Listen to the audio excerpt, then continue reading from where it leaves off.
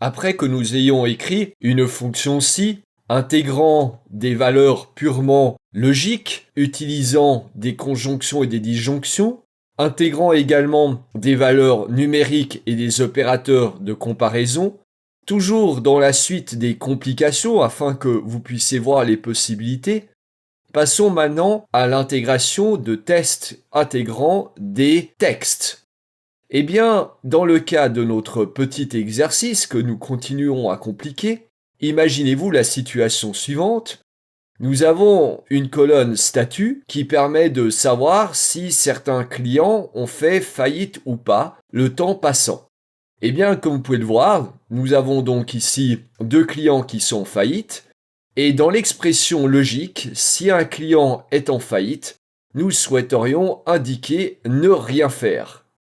Quelles que soient, et ça c'est important, les valeurs des différentes colonnes qui précèdent la colonne statut.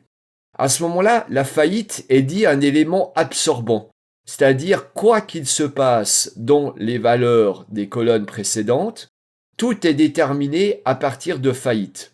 Donc un élément absorbant qui marche relativement bien, c'est le et. Il suffit de prendre un et avec une valeur logique qui vaudra 0, et le 0 absorbera tout. Il est aussi possible de prendre comme élément absorbant le ou, c'est-à-dire la disjonction, et d'assurer que le test utilisant la faillite vaut 1.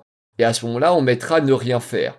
Mais il faut bien observer ce que nous avons dans notre fonction si actuellement. Dans notre fonction si le résultat est vrai, nous affichons à relancer. S'il est faux, nous affichons ne rien faire. Donc à ce moment-là, utiliser la disjonction ou est malvenu. Il vaut mieux utiliser un et afin que le résultat donne un faux, afin que l'on se ramène à ne rien faire.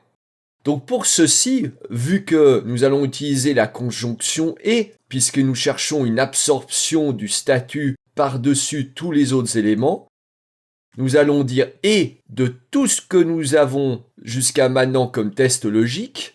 Et ensuite, il ne faut surtout pas que vous hésitiez à faire un retour à la ligne quand vous commencez à avoir des grosses fonctions logiques avec un alt entrée, point virgule. Et là, nous allons simplement dire, est-ce que le statut qui est ici est-il bien différent du mot faillite? Alors rappelez-vous que Excel n'est pas sensitif à la casse lorsque nous comparons un texte à un autre. Donc dans le cas présent, si F2 est différent de faillite, ce résultat qui est ici va valoir vrai. Donc là, c'est pas ce que l'on veut, c'est pour ça que j'ai pris différent.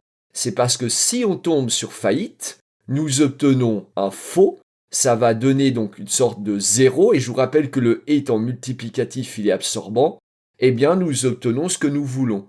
Donc nous voyons que dans le cas du différent, en raisonnant avec le vrai dans le et étant l'élément neutre, ça nous change rien à ce que nous avons écrit avant.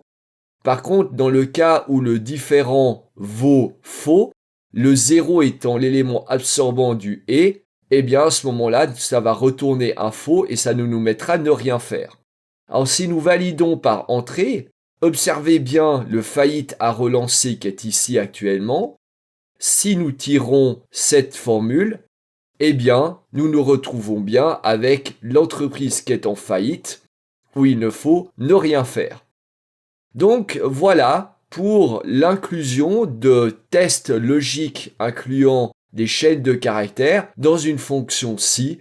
Bien évidemment, après, c'est en forgeant qu'on devient forgeron. Il faut pratiquer pendant plusieurs semaines, pendant plusieurs mois la logique booléenne, comme on le fait dans les écoles d'ingénieurs, pour que ça devienne quelque chose de complètement naturel à écrire.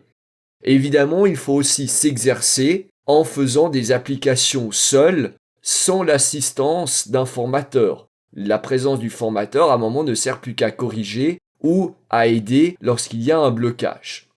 Donc voilà pour cette complication que nous avons rajoutée.